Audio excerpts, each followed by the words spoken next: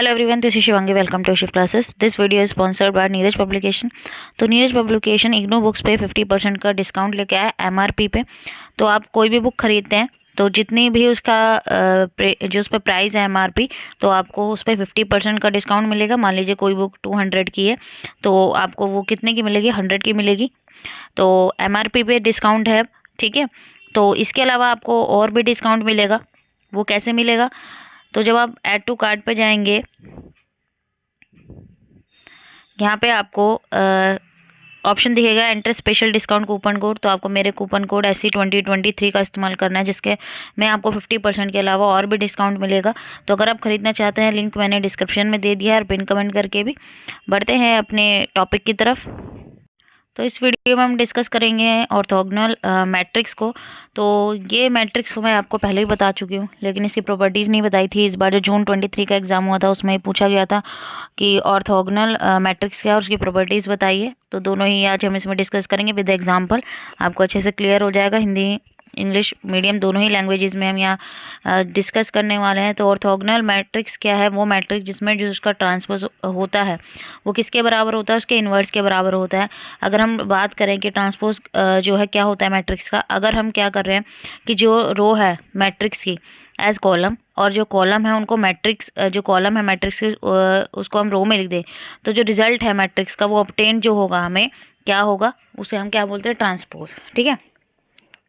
रो को चेंज करके कॉलम में लिख दो, कॉलम को चेंज करके रो में भी। एग्जांपल समझ में आ जाएगा। और हम ये भी जानते हैं कि जो ट्रांसपोज है मैट्रिक्स का वो इक्वल होता है ओरिजिनल मैट्रिक्स के। देन अगर होता है, ठीक है, कि अगर जो ट्रांसपोज हमने किया है मैट्रिक्स का वो ओरिजिनल मैट्रिक्स के इक्वल ही आ रहा है तो हम उसे सिमेट्री मैट्रिक्स बोलते हैं। लेकिन अगर जो ट्रांसपोज है मैट्रिक्स का वो किसके बराबर है? इन्वर्स जो है ओरिजिनल मैट्रिक्स के, तो हम उसे ऑर्थोगोनल मैट्रिक्स बोलते हैं। क्या? अगर जो ट्रांसपोज है मैट्रिक्स का वो किसके बराबर है? इन्वर्स जो है ओरिजिनल मैट्रिक्स का, तो उसे हम क्या करते हैं? ऑर्थोगोनल मैट्रिक्स बोलते हैं। तो मैथमेटिकली अगर हम समझे, हमारी n/n मैट्रिक्स है, ठीक है, n/n या रो और कॉलम को शो कर रहा है जो मैट्रिक्स ए है, तो उसे वो ऑर्थोगोनल कब कहलाएगी या क्या होगा? अगर जो ट्रांसपोज है भाई मैट्रिक्स का, जो ट्रांसपोज है वो किसके बराबर होगा? इन्वर्स के बराबर होगा। ठीक है। या फिर हम ये बोलें कि मैट्रिक्स मल्टीप्लाई मैट्रिक्स का ट्रांसपोज किसके बराबर है? अगर हम ए ट्रांसपोज पहले लिख लें ए, और ये दोनों किसके बराबर है? जो आइडेंटिटी मैट्रिक्स है उसके इक्वल हैं, तो भी वो क्या कहलाती है? हमारी ऑर्थोगोनल मैट्रिक्स कहलाती है। जैसे एग्जांपल से हम समझेंगे, हमने 2x2 की मैट्रिक्स ली है, हमारी मैट्रिक्स ये है। तो जब हम इसका ट्रांसपोज करेंगे, भाई आगे तो ओरिजिनल वाली मैट्रिक्स लिखिए, ठीक है, ट्रांसपोज करेंगे तो रो और कॉलम चेंज हो जाएंगे। कैसे? अभी आप देखना, भाई 0 यहीं रहेगा, ठीक है, ये -1 है, ये कहाँ आ जाएगा? इधर आ जाएगा सामने। और ये प्लस का 1 है, ये इधर, यहाँ पे 0। तो ये क्या बन गया? हमारा ट्रांसपोज हो चुका है इसका।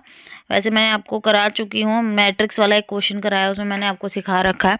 अगर आपने वो वीडियो देखी होगी तो आपको अच्छे से क्लियर होगा। तो जब हम इन दोनों की इंटू करेंगे, जब हम इनकी इंटू करेंगे तो हमारी जो मैट्रिक्स आ रही है वो कैसी आ रही है? आइडेंटिटी मैट्रिक्स आ रही है कि जो जो डायगनल वाले जो डायगनल है, ठीक है, जो डायगनल है वो 1 1 आ रहा है, बाकी सारा 0 आ रहा है। तो ये हमारी कौन सी मैट्रिक्स है? किसके? यूनिट मैट्रिक्स के बराबर आ रही है। तो ये हमारी कौन सी मैट्रिक्स कहलाएगी? ऑर्थोगोनल मैट्रिक्स कहलाएगी। तो अब इसकी प्रॉपर्टी देखें तो जो ऑर्थोगोनल मैट्रिक्स है, ठीक है, हम वी कैन, अगर हम ऑर्थोगोनल मैट्रिक्स कब हमें मिलती है? जब हमारे पास कैसी मैट्रिक्स होगी? स्क्वायर मैट्रिक्स होगी। ठीक है, अगर स्क्वायर मैट्रिक्स है तभी हम क्या कर सकते हैं उसमें, उसको हमें उससे क्या मिलेगी? ऑर्थोगोनल मैट्रिक्स मिलेगी। ठीक है। तो ऑर्थोगोनल मैट्रिक्स से सारे एलिमेंट्स रियल होते हैं। ऑल आइडेंटिटी मैट्रिक्स आर, जितनी भी आइडेंटिटी मैट्रिक्स होती है वो सारी ऑर्थोगोनल मैट्रिक्स कहलाती हैं। जो प्रोडक्ट होता है दो ऑर्थोगोनल मैट्रिक्स का वो ऑर्थोगोनल मैट्रिक्स ही होता है। कलेक्शन जो है ऑर्थोगोनल मैट्रिक्स का, ऑर्डर n × n, मतलब रो और कॉलम में, in a group is called orthogonal. उन्हें हम क्या कहते हैं? ऑर्थोगोनल ग्रुप कहते हैं, जिसे हम ओ से डिनोट करते हैं। जो ट्रांसपोज है ऑर्थोगोनल मैट्रिक्स का वो भी ऑर्थोगोनल ही होता है। If matrix A is orthogonal then A transpose, अगर हम इसे ऐसे बोलें, ठीक है, कि ए ऑर्थोगोनल है तो उसका जो ट्रांसपोज है वो भी क्या होगा? ऑर्थोगोनल होगा। इसी सेम वे में जो इन्वर्स है ऑर्थोगोनल मैट्रिक्स का, ठीक है, वो क्या होगा? ऑर्थोगोनल मैट्रिक्स ही होगा। जो डिटर्मिनेंट है ऑर्थोगोनल मैट्रिक्स का वो वैल्यू किस में होती है, +और-1 में होती है। डिटर्मिनेंट मैंने निकालना आप लोगों को सिखाया हुआ है, फर्स्ट जो वीडियो है इस सब्जेक्ट की उसमें आपको मैंने बता रखा है। सिमेट्रिक होता है नेचर में, और जो मैट्रिक्स अगर ऑर्थोगोनल है तो उसका जो ट्रांसपोज और इन्वर्स है वो इक्वल होता है। ईगन वैल्यू जो होती है ऑर्थोगोनल मैट्रिक्स की वो वैल्यू +-1 के बीच में लाई करती है, और जो ईगन वेक्टर होते हैं वो भी ऑर्थोगोनल और रियल होते हैं। हिंदी मीडियम वाले स्टूडेंट्स ये देख सकते हैं, तो ये प्रॉपर्टीज़ थी, ठीक है।